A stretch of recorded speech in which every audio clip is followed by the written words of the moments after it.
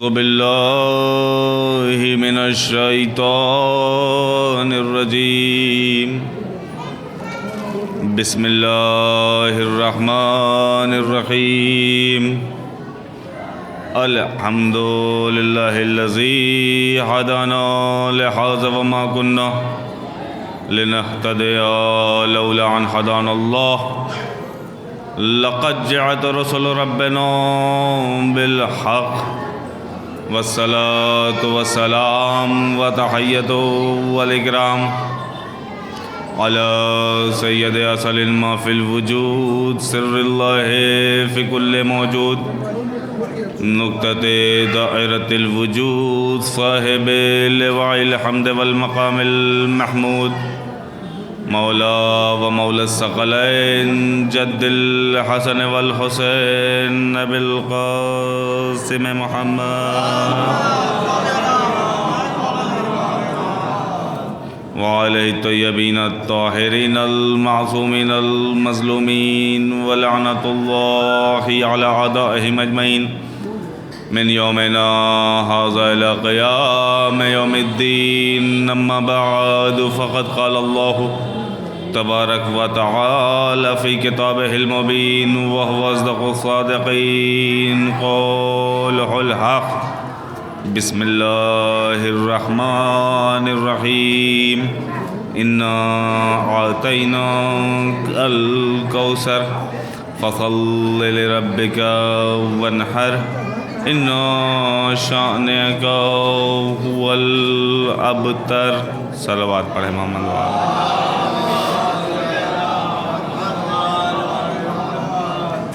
خانوادہ رسالت پر ایک مرتبہ بآواز بلند صلوات پڑھیں.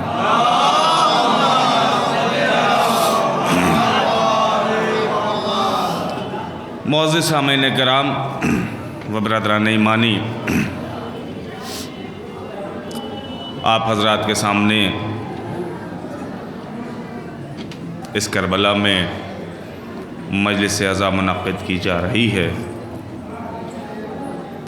اندازہ ہے مجھے کہ غالباً آئے ہوئے تمام مسلمانوں میں کچھ لوگوں کو اس بات کی واقفیت ہوگی کہ یہ لوگ یہاں کیا کر رہے ہیں. غالباً کچھ لوگوں کو اس بات کی واقفیت نہیں ہوگی کہ یہ مجلسیں کس کے حوالے سے ہو رہی ہیں.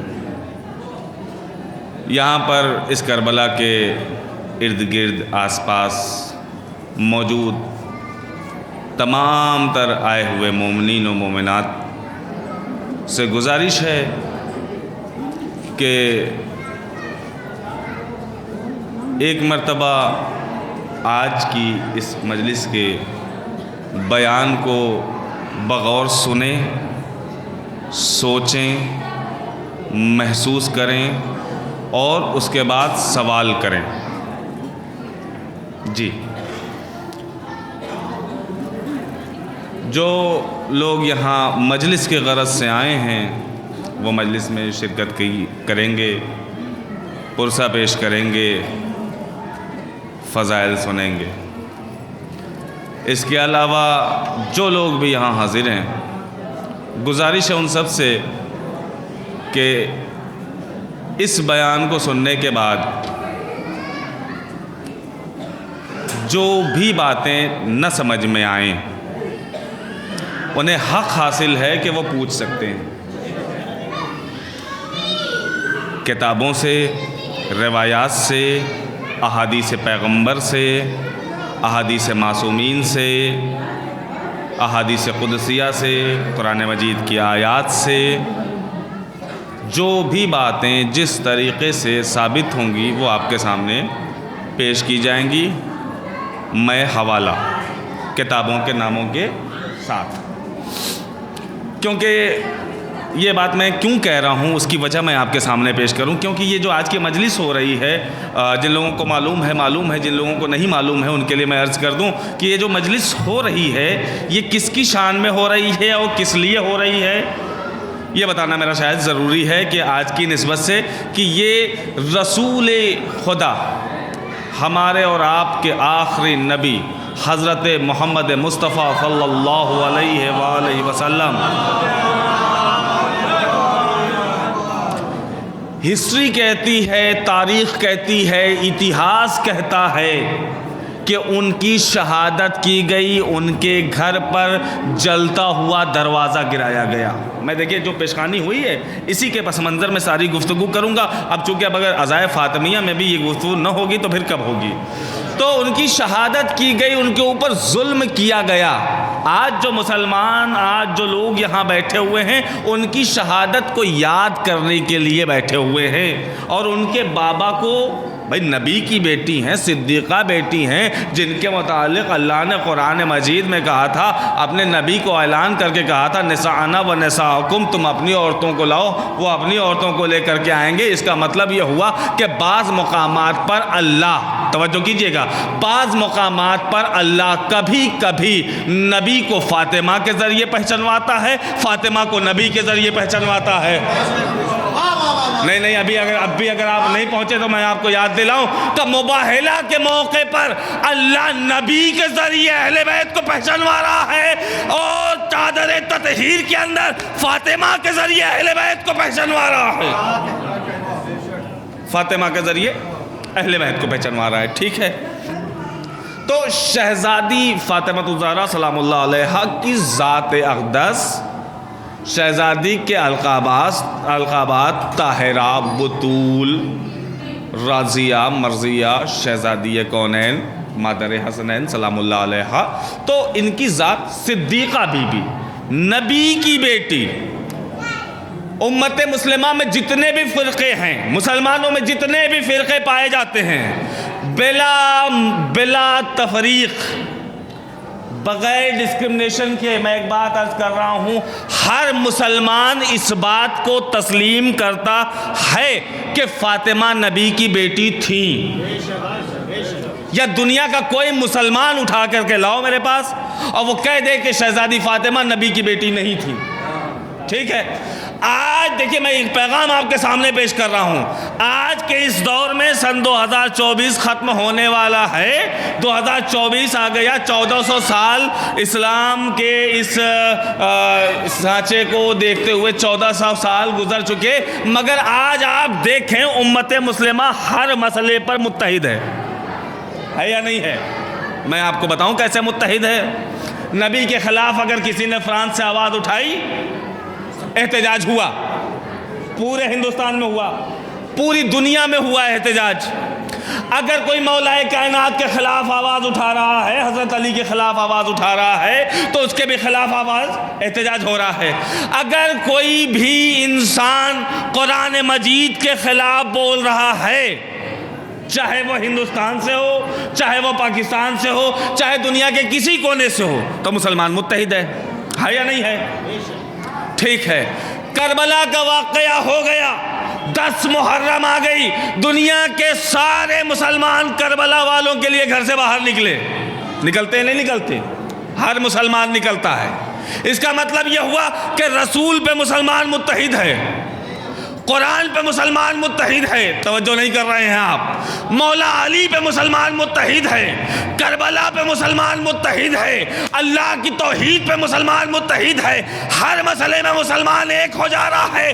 آخر کیا وجہ ہے کہ نبی کی بیٹی فاطمہ کی شہادت پہ مسلمان متحد نہیں ہے؟ فاطمہ کی شہادت پہ مسلمان متحد نہیں ہے، کیوں؟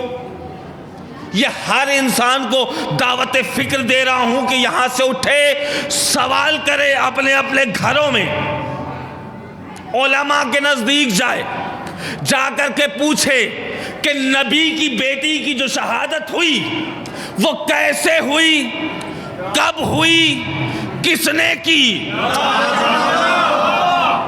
توجہ نہیں کی آپ نے؟ آپ اگر نبی کی رسالت کا کلمہ پڑھ رہے ہیں تو نبی کی وہ بیٹی جس کے لیے نبی یہ کہہ رہے ہیں فاطمہ تو بزت منی، فاطمہ تو قلبی، فاطمہ میرا دل ہے، فاطمہ میرا ٹکڑا ہے، اس بی بی، اس معصومہ، اس صدیقہ کی شہادت کے بارے میں اگر آپ نہ سوال کریں گے تو ایک مرتبہ اپنے ایمان کو ضرور کھنگال لینا۔ توجہ کیجئے گا میرے عزیزو، ایمان کو ضرور. اچھا آئیے میں آپ کے سامنے دلیلیں پیش کرتا ہوں. دنیا کے سارے مسلمان متحد ہیں. شہزادی کی عظمتیں سن لیں. شہزادی کا حق چھینا گیا, شہزادی کی شہادت ہوئی. دیکھیے مجھے میرا مقصد پیغام پہنچانا ہے. آج کی اس مجلس سے یہاں سے جو بھی مسلمان آیا ہے اس فکر کو لے کر کے یہاں سے اٹھے کہ اگر نبی کی بیٹی صدیقہ تھی, جسے قرآن نے صدیقہ کہا ہے, جو نبی کی بیٹی کہہ دیتی تھی کہ کل تمہارے کپڑے درزی لے کر کے آئے گا, تو بزم ملائکہ سے فرشتہ درزی بن کے اس در پہ آتا تھا. اس در پہ فرشتے آ کر کے چکیاں چلایا کرتے تھے فاطمہ کے در پہ, جس کی اتنی عظمت ہو. ٹھیک ہے, اس کے متعلق اگر ہمیں اور آپ کو نہیں معلوم ہے تو ہمیں اور آپ کو ضرورت ہے کہ اپنے ایمان کو کھنگالیں, اپنے دین کو کھنگالیں کہ ہم کس منزل پر ہیں, کہ ہم صرف نبی کا کلمہ تو پڑھ رہے ہیں. وہ نبی کی بیٹی جس کے متعلق نبی نے بتایا ہے کہ یہ صدیقہ ہے, جس نے بھی فاطمہ کو اذیت دی. نبی کی حدیث, جس نے بھی, نبی کی حدیث ہے, اور یہ بھی حدیث میں آپ کے سامنے پیش کر دوں. صرف یہ نہیں ہے کہ شیعہ کتابوں میں لکھی ہوئی ہے, ہمارے برادران اہل سنت کے عالم دین صحیح بخاری میں بھی یہ حدیث موجود ہے. جس نے بھی فاطمہ کو ناراض کیا, نبی فرماتے ہیں جس نے بھی فاطمہ کو ناراض کیا اس نے مجھے ناراض کیا, جس نے مجھے ناراض کیا اس نے خدا کو ناراض کیا. جو خدا کو ناراض کر دے وہ جہنمی ہوتا ہے, مسلمان نہیں. وہ جہنمی ہوگا, مسلمان نہیں ہو سکتا ہے. مسلمان ہونے کا اگر وہ دعویٰ کر رہا ہے, کیونکہ مسلمان اگر خود کو کہنا ہے تو آپ کو نبی کی بیٹی کو راضی رکھنا ہوگا. شہزادی آپ سے راضی ہوں, ٹھیک. اب اس مسئلے پر ایک بات میں عرض کر دوں آپ کے سامنے. اب اگر کوئی یہ الزام لگائے دنیا میں کہیں سے بھی, میں نے کہا ہے نا کہ میرا نمبر کمیٹی سے, رضا بھائی سے, نیاب بھائی سے, عارف بھائی سے, وغیرہ وغیرہ سے, کانپور میں بہت لوگوں کے پاس ہے, لے سکتے ہیں, گفتگو کر سکتے ہیں مجھ سے, ٹھیک ہے. اور اگر پھر بھی سیٹسفیکشن نہ ہو تو لکھنؤ آ کر کے مجھ سے گفتگو کر سکتے ہیں. سنیے گا میری بات. اگر کوئی بھی انسان بالخصوص شیعہ کمیونٹی پہ انگلی اٹھائے کہ یہ ہر وقت ماتم ہی کرتے رہتے ہیں, مجلسی کرتے رہتے ہیں, نہیں میرے عزیزو, ہر وقت اگر کر رہے ہیں تو اس کی وجہ جاننے کی ضرورت ہے. آپ کو اعتراض کی ضرورت نہیں ہے, وجہ جانیے کہ یہ ہو کیوں رہا ہے. توجہ رہے میرے عزیزو. مجھ سے کسی نے کہا, بات یہ ہے علامہ اسماعیل دیوبندی کی. علامہ اسماعیل دیوبندی اہل سنت عالم دین, جنہوں نے اپنا مذہب بدل کے شیعت کو اختیار کیا, مناظر تھے بہت بڑے, مناظرہ ہو رہا تھا. لوگوں نے پوچھا, اے علامہ اسماعیل دیوبندی یہ بتائیے کہ آپ کو شیعوں میں ایسی کون سی بات اچھی لگی کہ آپ نے اپنا مذہب بدل دیا, شیعت اختیار کر لی, شیعت اپنا لیا. توجہ رہے. آپ کو ایسی کون سی بات شیعوں کی اچھی لگی کہ آپ نے اپنا مذہب چھوڑ کے شیعت کو اپنا لیا, شیعہ ہو گئے؟ علامہ اسماعیل دیوبندی نے بڑا خوبصورت جواب دیا. کہا سنو, جاننا چاہتے ہو تو میں بس ایک بات بتا دوں, وجوہات بہت ساری ہیں مگر جو مجھے سب سے اچھی لگتی ہے میں وہ بتا رہا ہوں. تھوڑا سا بیدار ہو جائیں گے. جو مجھے سب سے اچھی لگتی ہے میں وہ بتا رہا ہوں. پوچھنے والوں نے پوچھا اسی مناظرے میں کہ بتائیے آپ کو وہ سب سے اچھی وجہ کون سی لگتی ہے؟ کہ ہم نے شیعوں کے ہاں کتابوں میں دیکھا ہے, ان کا عقیدہ یہ ہے کہ لکھتے ہیں کہ جب بھی کوئی مرتا ہے, کوئی شیعہ مرے, مناظرہ ہو رہا ہے, گفتگو ہو رہی ہے, متوجہ رہیں میری طرف, درود پڑھ لیں محمد وآل محمد.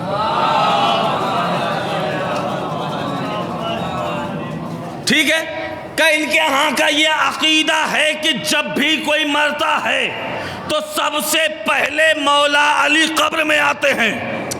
توجہ میرے عزیزو, کیا کہہ رہے ہیں؟ مجھے یہ سب سے اچھا لگتا ہے کہ جب بھی کوئی مرتا ہے تو شیعوں کا عقیدہ یہ ہے کہ مولا علی قبر میں آتے ہیں۔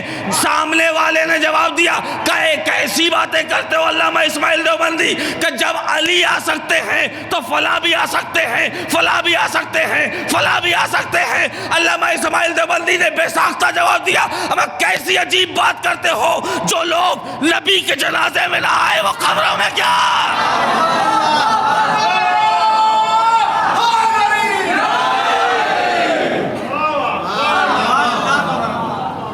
فلاں بھی آ سکتے ہیں، فلاں بھی آ سکتے ہیں، فلاں بھی آ سکتے ہیں، تو جو لوگ نبی کے جنازے میں نہ آئے وہ ہماری قبروں میں کیا آئیں گے؟ وہ ہماری قبروں میں کیا آئیں گے؟ اچھا ٹھیک ہے، بات نبی کے جنازے کی آ گئی، سن لیجئے۔ یہ ہمارا سماج ہے، کانپور، نواب گنج، کربلا، آپ لوگ جہاں سے بھی آئے ہوں، جو میں نے سنا ہے، دیکھا ہے، آس پاس بہت کم لوگ رہتے ہیں، شہر سے چل کر کے آئے یہاں۔ اس کا مطلب یہاں پر کم مسلمان ہیں، ٹھیک؟ کربلا درگاہ انسان زیارت کرنے چلا جاتا ہے۔ مثال سن لیجئے گا، آپ کا کوئی پڑوسی ہو، بیمار ہو جائے، اسلام کیا کہہ رہا ہے؟ اسلام کہہ رہا ہے کہ اس کی عیادت کو جاؤ۔ مذہب و ملت کی قید نہیں ہے جی، میں آپ کے سامنے عرض کر دوں، مذہب کی قید نہیں ہے کہ مسلمان ہو تبھی اس کی عیادت کو جانا، نہیں، کسی بیمار کی عیادت کو چلے جاؤ۔ چھٹے امام جعفر صادق علیہ السلام کی حدیث ہے، اب فقرہ عرض کر دوں، امام کی حدیث آپ کے سامنے عرض کر دوں۔ کسی نے پوچھا کہ مولا یہ بتائیے، لیلۃ القدر مجھ سے چھوٹ گئی ہے، میں لیلۃ القدر کا ثواب لینا چاہتا ہوں، چھڑے سرکار کیا فرماتے ہیں؟ کسی بیمار کی عیادت کو چلے جانا۔ کہ مولا اگر کوئی بیمار بھی نہ ملے، کہ 2 علی کے لڑے ہوئے شیعوں میں صلح کرا دینا۔ اللہ اکبر، اللہ اکبر، 2 لڑے ہوئے علی کے شیعوں میں صلح کرا دینا، اللہ تجھے لیلۃ القدر کا ثواب دے گا۔ کہ مولا اگر پھر بھی کوئی نہیں ملتا ہے تو کیا کروں؟ چھٹے امام فرماتے ہیں کہ پھر ایک کام کرنا، ڈیلی ہر روز رات میں اپنے بستر پہ جاتے وقت اب ہماری جدہ فاطمہ زہرا کے دشمنوں پہ لعنت کر کے سو جانا، تیری ہر رات لیلۃ القدر، تیری ہر رات لیلۃ القدر گزرے گی، لیلۃ القدر کا ثواب ملے گا۔ ٹھیک، میں بات کر رہا تھا آپ کے سامنے، کوئی بھی بیمار ہو جاتا ہے آپ کی بستی میں تو آپ کو عیادت کو جانا ہے۔ یہ تقاضا کس چیز کا ہے؟ انسانیت کا تقاضا ہے۔ کس چیز کا تقاضا ہے؟ انسانیت کا، کیونکہ ہم جس سماج میں رہتے ہیں، انسان جس سماج میں رہتا ہے اس سماج میں ہر مسلک کے لوگ پائے جا رہے ہیں، اور ہمیں کربلا نے جو سکھایا ہے اس کا سب سے پہلا مقصد ہی انسانیت ہے۔ اسلام نے جو پیغام دیا ہے پہلا مقصد ہی انسانیت ہے۔ ٹھیک، سنیے، تو آپ کو انسانیت دکھانی ہے، تو انسانیت کا تقاضا کیا ہے؟ کوئی بیمار ہو جائے تو اس کی عیادت کو جایا جائے، کوئی پریشان ہے تو اس کی مدد کی جائے۔ ٹھیک ہے، یہ ہے انسانیت کا تقاضا۔ اچھا، اب ہمارا کوئی پڑوسی ہے، ہماری اس سے نہیں بنتی ہے، پتہ چلا ہمیں کہ وہ مر گیا، کسی بھی مذہب کا ہو، پتہ چلا کہ مر گیا، میں گھر سے باہر بھی نہیں نکلا، گھر ہی میں رہا، کیا کہے گا سماج مجھے؟ مولوی بنے پھرتے ہیں، اتنی تمیز نہیں ہے کہ پڑوسی مر گیا اس کے بچوں کو پرزہ دے دیں، یہی تو کہیں گے نا، یہ سماج یہی کہے گا، پڑوسی مر گیا، یعنی اتنی تمیز نہیں ہے کہ نکل کر کے اس کے بچوں کو پرزہ دے دیں۔ اس کا مطلب آپ کتنے بھی پڑھے لکھے ہوں، کسی بھی منصب پہ ہوں، کسی بھی عہدے پہ ہوں، وہ آپ کے کام کا نہیں ہے۔ کب؟ جب تک آپ کے اندر انسانیت نہ ہو۔ اللہ اکبر، اللہ اکبر، میں کسی منزل تک لے کر کے آنا چاہتا ہوں۔ اگر آپ نکل گئے گھر سے باہر، ساری زندگی بول چال بند رہی. اب منظر کیا ہوگا؟ نہانا نہ جانا نہ کھانا نہ پینا کچھ نہیں. ایون یہاں تک تھا کہ باہر نکلتے تھے ایک دوسرے کو دیکھتے تھے تو نظریں گھما لیتے تھے. اتنی تھی دشمنی. مگر مر جانے کے بعد آپ اس کے دروازے کھڑے ہو گئے.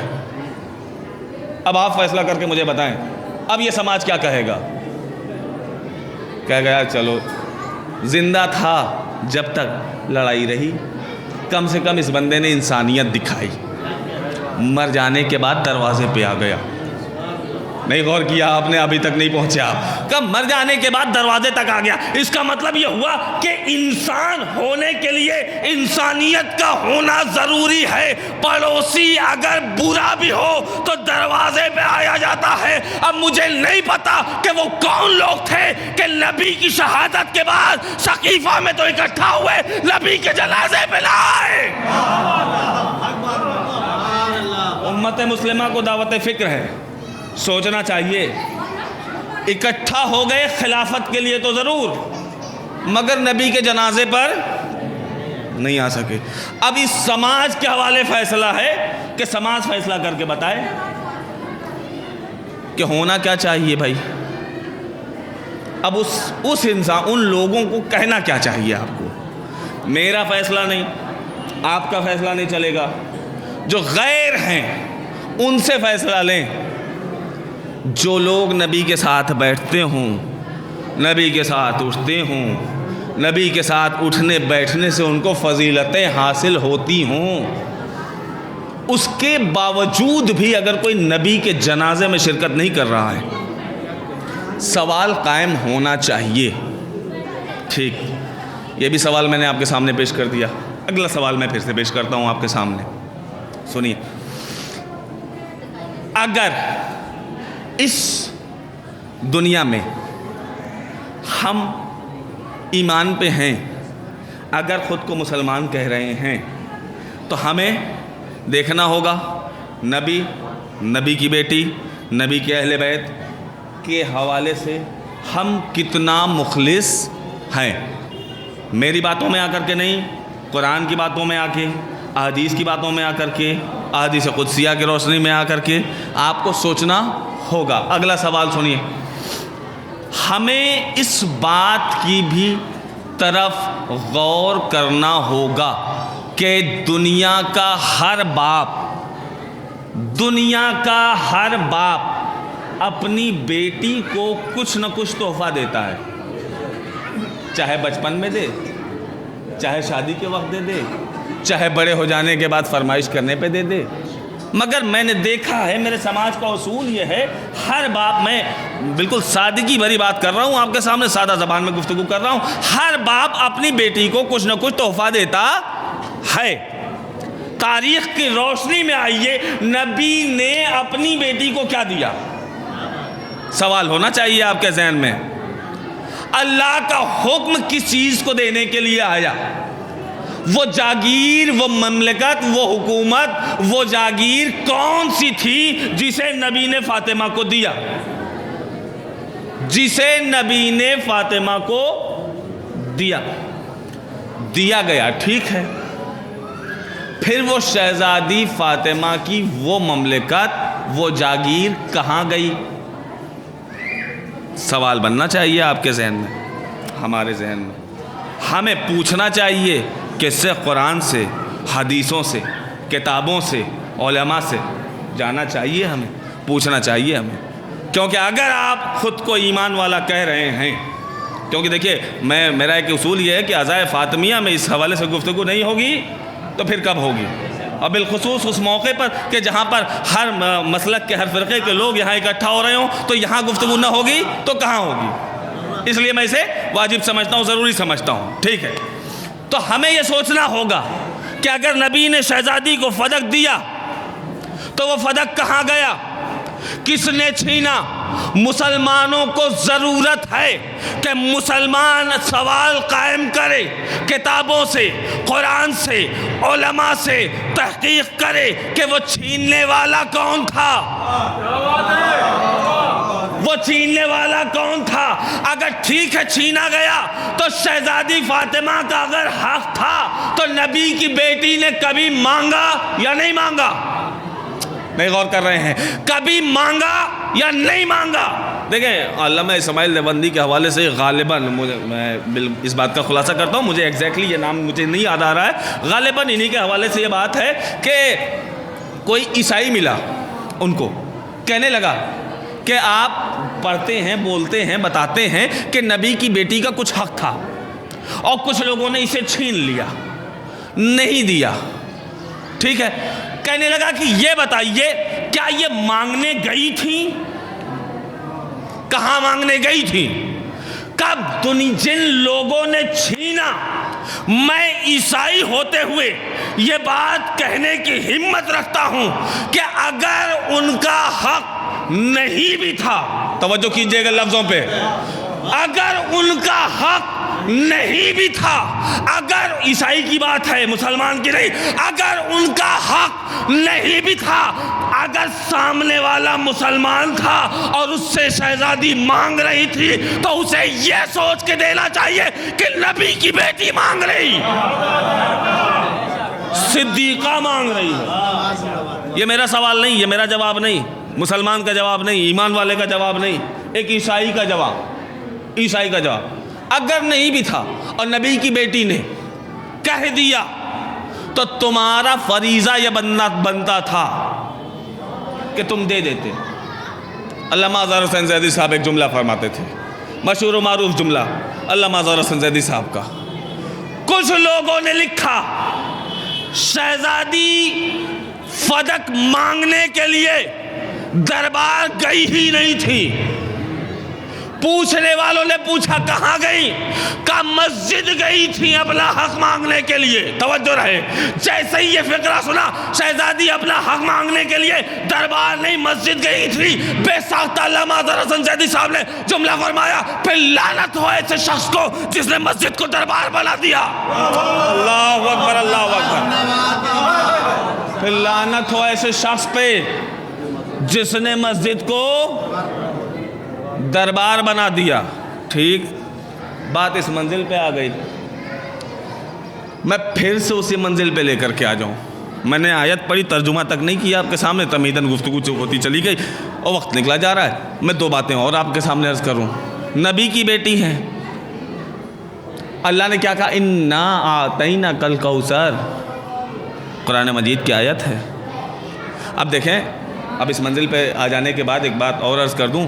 ابھی اتحاد کی بات کی میں نے آپ کے سامنے، دنیا بھر میں اتحاد ہے۔ اللہ کیا کہہ رہا ہے؟ میں نے تمہیں کوثر عطا کیا۔ کوثر سے مراد نسل کثیر، بعض علماء نے لکھا کوثر سے مراد جناب سیدہ سلام اللہ علیہا شہزادی عطا کیا۔ کس نے عطا کیا؟ اللہ نے عطا کیا۔ فقرہ سنیے، اور جب اللہ دے رہا ہے تو اللہ کیا رہا ہے؟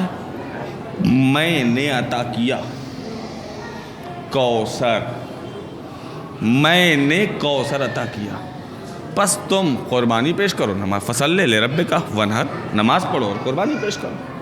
پھر کیا کہہ رہا ہے اللہ؟ ان شانئک هو الابتر، جو نبی کو بے اولاد کہے وہ خود بے اولاد۔ کیا مطلب؟ جو نبی کو بے اولاد کہے، یعنی ابتر یعنی بے اولاد، جو نبی کو بے اولاد کہے وہ خود بے اولاد۔ میرا فقرہ نہیں، کسی مولوی ملا کا فقرہ نہیں، قرآن مجید کی آیت، وہ آیت جو آپ نمازوں میں مسلسل پڑھتے بھی ہیں۔ ٹھیک ہے، اب اسی کلیے پہ رک جائیں۔ جو بھی نبی کو بے اولاد کہے وہ خود بے اولاد۔ صاحبان اشارت کے لیے اشارہ کافی ہے، میں اشارہ دوں گا، آگے بڑھ جاؤں گا۔ فقیر شام کا دربار، امام حسن کی آمد سنی، بس میں شہزادی کے حوالے سے گفتگو کروں گا، آگے بڑھ جاؤں گا۔ امام حسن کی آمد ہے دربار کے اندر۔ فقیر شام نے کیا کہہ رکھا تھا کہ جیسے ہی حسن دربار میں آ جائیں تم سب اپنے اپنے باپ دادا کے فضائل پڑھنا شروع کر دینا۔ ہاں، نبی کو جو بے اولاد کہے وہ خود بے اولاد. یہ بات یاد رکھیے گا. نبی کو تانے ابتر کس نے دیا تھا؟ جس نے نبی کو تانے ابتر دیا اس کا نام تھا آس بن وائل. کیا نام تھا؟ میرے نوجوان بھائی ایک بار بلند آواز سے بولیں، کیا نام تھا؟ آس بن وائل. یاد رکھیے گا، اس نام کو یاد رکھنے سے اگلا جملہ واضح ہو جائے گا آسانی کے ساتھ. بھرا ہوا دربار تھا. امام حسن داخل ہوئے دربار کے اندر.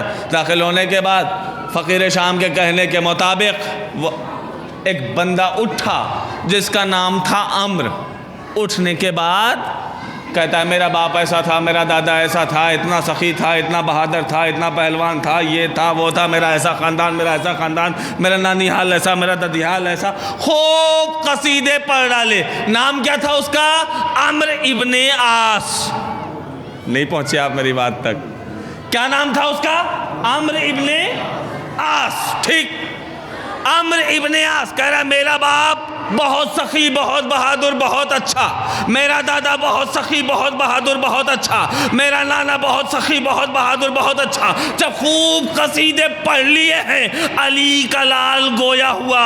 پوچھنے لگے، پوچھا امام حسن نے تیرا نام کیا ہے؟ کہا عمرو. کہا تیرے باپ کا نام کیا ہے؟ کہا عاص. کہا تیرے دادا کا نام کیا ہے؟ کہا وائل. اللہ اکبر، اللہ اکبر. بھول رہے ہیں آپ، نبی کو بے اولاد کس نے کہا؟ آس بن وائل نے. امام حسن کیا پوچھا؟ تیرا نام؟ کہا عمرو. کہا تیرے باپ کا نام؟ کہا آس. کہا تیرے دادا کا نام؟ کہا وائل. کہا ٹھیک ہے، تو نے کہہ دیا تیرا باپ عمرو، تیرا دادا وائل تھا. کہا تو نے قرآن پڑھا ہے؟ کیا تیرے باپ نے ہی نبی کو بے اولاد کہا تھا؟ کہا میرے باپ نے ہی بے اولاد کہا تھا. ایک مرتبہ کہتے ہیں امام حسن کا قرآن پڑھا ہے؟ کہاں پڑھا ہے؟ کہا پڑھ سورہ کوثر. پہلے دربار میں سورہ کوثر پڑھ رہا ہے. بسم اللہ الرحمن الرحیم، انا اعطیناک الکوثر فصل لربک وانحر ان شانئک ھو الابتر. امام فرماتے ہیں یہ جو آخری آیت پڑھی ہے، اللہ کہہ رہا ہے جو نبی کو بے اولاد کہے وہ خود بے اولاد ہے. تو کہتا ہے تیرے باپ نے نبی کو بے اولاد کہا، پھر تو بتا تیرا اصلی باپ کون ہے؟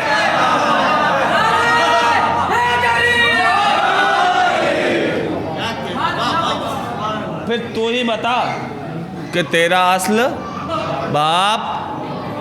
بڑے دربار میں احتجاج ہے امام کا، بہت پورا احتجاج ہے امام کا. چونکہ اس نسبت سے بات تھی میں نے عرض کر دی. احتجاج طبرسی کتاب کا نام، بہت زیادہ دور نہیں، ترجمے والی کتاب آپ کے امبیڈکر نگر جلال پور سے چھپی ہوئی ہے. تیسری اور چوتھی جلد ایک میں ہے، شروعاتی حصے میں موجود ہے، جسے دیکھنا ہو دیکھ سکتا ہے. ٹھیک، اب اس منزل پہ بات آ گئی. نبی کو جو بے اولاد کہے وہ خود بے اولاد ہے. میں نے آپ کے سامنے یہ کہا اللہ نے نبی کو کوثر عطا کیا. بس 2-3 باتیں عرض کروں گا، گفتگو تمام ہو جائے گی. نبی کو کوثر عطا کیا، بات کو سمجھیے گا. فاطمہ ہے کوثر. اب اس منزل پہ آ جانے کے بعد ایک مقدمہ آپ کے سامنے رکھوں گا. سوالات قائم کرا دیے آپ کے سامنے. آخری سوال ہوگا، گفتگو تمام ہو جائے گا. اور یہ سوال میں پھر سے کہہ رہا ہوں، صرف شیعہ قوم کے بیٹھے ہوئے لوگوں کے لیے نہیں، امت مسلمہ کے آئے ہوئے ہر فرد کے لیے یہ واجب ہے کہ سوالات قائم کرے کہ اہل بیت کے حق میں کیا ظلم و ستم ہوئے ان پہ. آخری بات، گفتگو تمام. اشعار میں سرکار ابو طالب علیہ السلام کا عزران صاحب ابھی ذکر کر رہے تھے، سنیے. شہزادی دربار میں گئیں، مصائب میں سنتے ہیں آپ، کسی نے بیٹھنے کو بھی نہیں کہا، شہزادی کھڑی رہیں. ٹھیک، کچھ لوگ پلٹ کے آئے، شہزادی کو سلام کیا، شہزادی نے اس سلام کا جواب نہیں دیا. اس کا مطلب شہزادی اپنے آخری لمحے تک ان لوگوں سے ناراض رہیں. میں اس کے لیے بھی حوالہ پیش کر سکتا ہوں، صرف اپنی کتابوں میں نہیں، برادران اہل سنت کی بھی کتابوں میں موجود ہے۔ جی ہاں، کیا ہے؟ شہزادی آخری لمحات تک ان لوگوں سے راضی نہیں تھیں جس وجہ سے شہزادی نے سلام کا جواب نہیں دیا۔ یہ بات میری پہنچ جانی چاہیے آپ تک، بہت ہی آرام سے بات پہنچاؤں گا، پہنچ جائے اگر میری یہ بات تو دعاؤں سے نواز دیجئے گا، کوئی داد و تحسین کی ضرورت نہیں ہے مجھے، بس یہ پیغام پہنچنا چاہیے آپ تک۔ شہزادی نے جو سلام کا جواب نہ دیا تو کیوں نہیں دیا، بس اس کی وجہ سن لیجئے۔ سرکار ابو طالب کا ذکر ہو رہا تھا، اسی ذکر کے حوالے سے یہ جواب میں آپ کے سامنے پیش کروں گا۔ برادران اہل سنت کی تاریخ لکھتی ہے جس وقت جناب ابو طالب کا انتقال ہوا، سرکار ابو طالب کا انتقال ہوا، 3 لوگوں نے مل کے جناب ابو طالب کی قبر کھودی۔ ٹھیک، پہنچ گئے آپ بات تک؟ صاحبان اشارت کے لیے اشارہ کافی، جو بات کہی جائے اسے ضرور سمجھیے۔ آپ سب سے کہہ رہا ہوں، جو بات کہی جا رہی ہے ممبر سے اسے ضرور سمجھیے، جو نہیں کہی جا رہی ہے اسے ضرور سے زیادہ سمجھیے۔ ٹھیک ہے، میں اشارہ دے کر کے آگے بڑھ جاؤں گا، بات سمجھنا آپ کی ذمہ داری۔ ٹھیک، میں اپنی کتاب سے نہیں، برادران اہل سنت کی کتاب سے، اپنے یہاں کی کتاب معرفت ماتم و فدق میں حوالہ پھر سے پیش کر دیا۔ معرفت ماتم و فدق میں جو لکھا گیا ابن تیمیہ کی تفسیر سے لکھا گیا۔ ابن تیمیہ اہل سنت برادران کا بہت بڑے عالم دین کا نام ہے ابن تیمیہ۔ سنیے گا کیا لکھتے ہیں کہ جس وقت جناب ابو طالب حضرت عمران کا انتقال ہوا ہے، کیا لکھتے ہیں؟ 3 لوگوں نے مل کر کے جناب ابو طالب کی قبر کھودی ہے۔ تاریخ ابھی پوری نہیں ہوئی، ادھوری ہے۔ یہ بات یہیں روک دیتا ہوں۔ شریعت کا ایک مسئلہ سن لیجئے، فقہ جعفری کا۔ کیا مسئلہ؟ اگر کوئی مسلمان مر جائے، اگر کوئی مسلمان مر جائے اور مسلمان قبر کا کھودنے والا نہ ملے، شریعت کا حکم ہے کہ کسی کافر سے بھی قبر کھدوائی جا سکتی۔ ٹھیک ہے، بات پہنچ رہی ہے آپ سب تک؟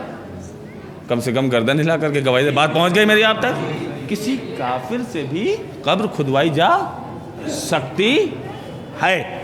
ٹھیک، یہ شریعت کہہ رہی ہے ہماری، مگر ہماری شریعت نے قید لگائی ہے۔ کیا قید لگائی ہے؟ کہ جو مسلمان میت ہے اسے دفن کرنے سے پہلے اس قبر کے اندر کوئی ایک مسلمان جائے نیچے، قبر کے 5 رخ ہوتے ہیں، چاروں طرف کے، ایک نیچے کرو، 5 جانب سے مٹی کی ایک پرت کو باہر نکالے، پھر اس کے بعد مسلمان میت کو دفن کرے۔ پہنچ گئی بات؟ شرعی مسئلہ، اگر کوئی مسلمان مر جائے، مسلمان قبر کھودنے والا نہ ملے، کسی کافر سے بھی قبر کھدوائی جا سکتی ہے، مگر شرط کیا ہے؟ کوئی ایک مسلمان قبر کے اندر جائے اور 5 رخ سے مٹی کی ایک پرت کو باہر نکالے، اس کے بعد مسلمان میت کو دفن کرے۔ یہ رہا شریعت کا فیصلہ۔ پھر سے تاریخ پہ آئیے، کیا لکھ رہے ہیں عالم دین؟ لکھ یہ رہے ہیں جس وقت جناب ابو طالب کا انتقال ہوا 3 لوگوں نے مل کے قبر کو کھودا ہے۔ آگے لکھتے ہیں کہ ایک مرتبہ گھر سے رسول خدا اور حضرت علی اپنے چاہنے والوں کے ساتھ حضرت ابو طالب کا جنازہ لے کر کے جنت المعلا پہنچے، قبر کے باہر جنازے کو رکھا، نبی قبر کے اندر اترے، 5 جانب سے مٹی کی ایک پرت کو نکالا۔ اللہ اکبر، اللہ اکبر۔ 5 جانب سے مٹی کی ایک پرت کو نکالا اور اس کے بعد جناب ابو طالب کو دفن کیا ہے۔ مسلمانوں، فیصلہ تم کر کے ہمیں بتانا کہ قبر میں جانے والا کافر یا کھودنے والا، تم فیصلہ کر کے بتانا، مجھ سے واسطہ نہیں ہے۔ میں نے شریعت کا مسئلہ پیش کر دیا، تاریخ پیش کر دی، تاریخ لکھنے والے کا نام پیش کر دیا، کس کتاب میں لکھا یہ پیش کر دیا۔ سوال کیا تھا؟ سوال کیا تھا؟ سلام کا جواب کیوں نہیں دیا؟ درود پڑھ لیں محمد والے.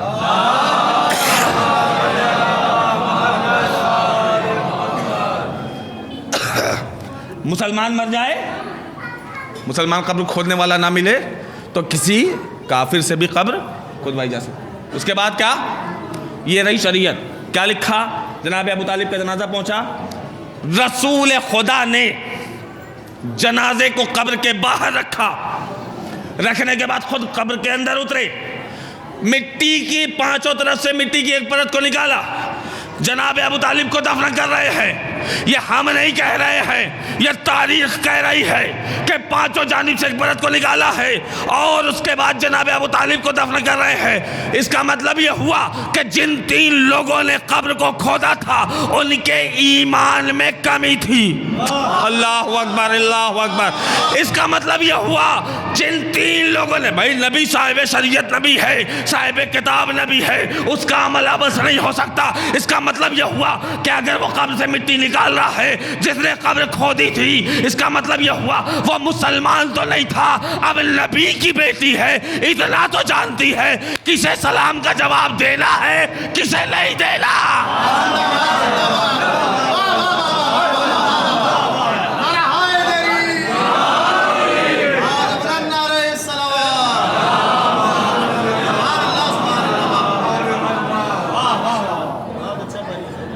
نبی کی بیٹی ہے, صدیقہ نبی بیٹی ہے, طاہرہ بیٹی ہے, بطول بی بی ہے.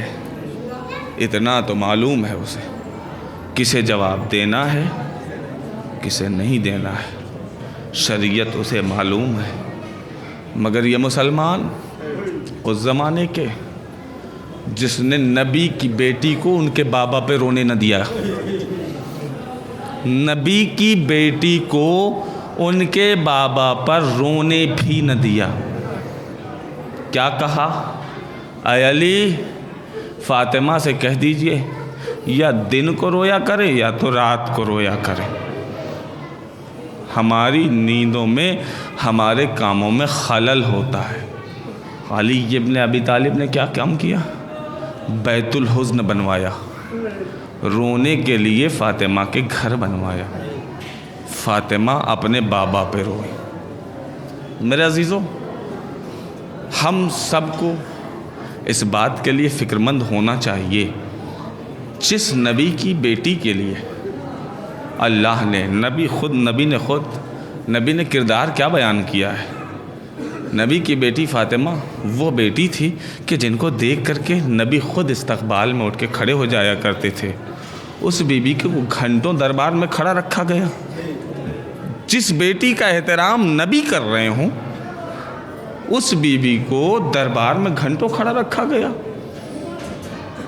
جس بیٹی کا احترام نبی کر رہے ہوں اس بیٹی کے ہاتھوں میں نبی کی تحریر کو, ہاتھوں سے لے کر کے نبی کی تحریر کو پھاڑا گیا.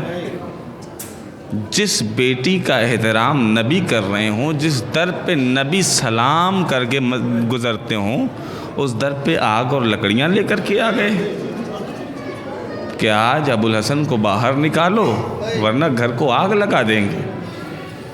جس بیٹی, جس در کا احترام جبریل آتے ہوں تو احترام کرتے ہوں, اس در میں آگ لگائی گئی.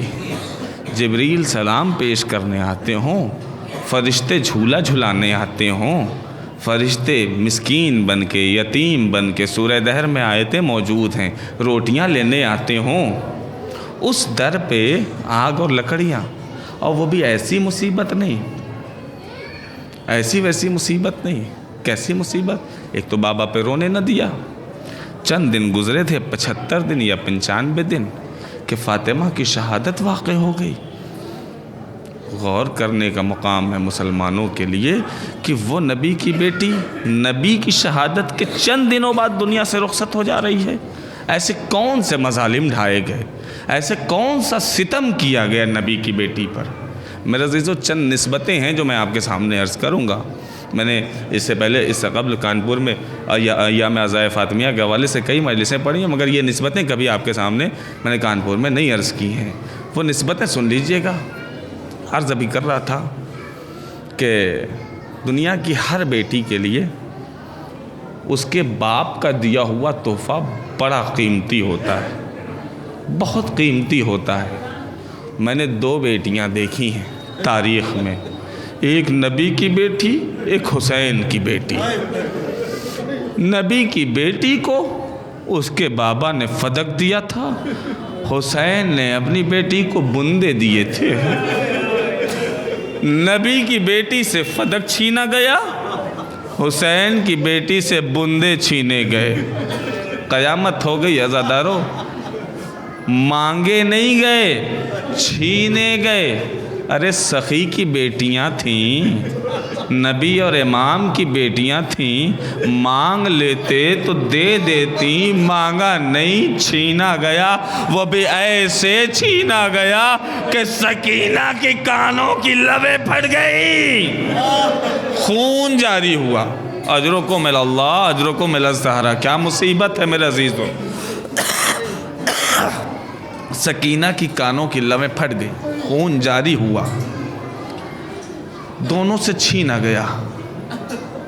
نسبتیں سنیں گے کیسی مصیبتوں میں مماثلت ہے۔ نبی کی بیٹی کو دربار میں آنا پڑا، حسین کی بیٹی کو بازار میں آنا پڑا۔ قیامت ہو گئی میرے عزیزو، کہ نبی کی بیٹی سے بھی اس کا حق چھینا گیا، حسین کی بیٹی سے بھی اس کا حق چھینا گیا، کانوں کی لبیں پھٹ گئی کہ نبی کی بیٹی کو دربار میں آنا پڑا اور حسین کی بیٹی کو بازار میں آنا پڑا، کہ نبی کی بیٹی کو بھی تماچا لگایا گیا، حسین کی بیٹی کو بھی تماچا لگایا گیا، نبی کی بیٹی کو بھی اس کے بابا پہ لرونے دیا گیا، حسین کی بیٹی کو بھی اس کے بابا پہ لرونے دیا گیا۔ اجرکم الی اللہ، اجرکم الی الزہرا۔ پرسہ پیش کر لو اپنے وقت کے امام کو، کیونکہ اس کی جدہ زہرا کی شہادت کی تاریخ ہے کہ لرونے دیا گیا ان کے بابا پا، کہ فاطمہ کے بھی گھر میں آگ لگائی گئی، سکینہ کے بھی خیمے جلائے گئے، فاطمہ کی پسلیاں توڑی گئی، سکینہ کے کرسے میں آگ لگائی گئی۔ اجرکم الی اللہ میرے عزیزو، دامن میں آگ لگائی گئی۔ عجب مصیبت ہے ان بیویوں میں، ایک دادی ہے، ایک پوتی ہے، ایک کا سن 18 برس ہے، ایک کا سن 4 برس ہے، مگر مصیبتیں بڑی عجیب ہیں کہ ایک کا سن ایک کو وہاں تماچا لگایا گیا اور چھوٹی سکینہ کو یہاں تماچا لگایا گیا۔ میرے عزیزو بس آخری مصیبت میں نے تاریخ میں دیکھا، عجب منظر ہے کہ جب فاطمہ دنیا سے رخصت ہو رہی ہے تو فاطمہ نے خواب دیکھا، یا علی بابا آئے ہیں اور کہتے ہیں فاطمہ میرے قریب آ جاؤ، مجھے بلا رہے ہیں۔ اور حسین کی بیٹی نے بھی شام کے قید خانے میں آواز دی، بھیا سجا میں نے خواب دیکھا، میرا بابا حسین آیا ہے، مجھے آواز دے رہا ہے سکینہ میری لاش، میرے قریب آ جا، میرے قریب۔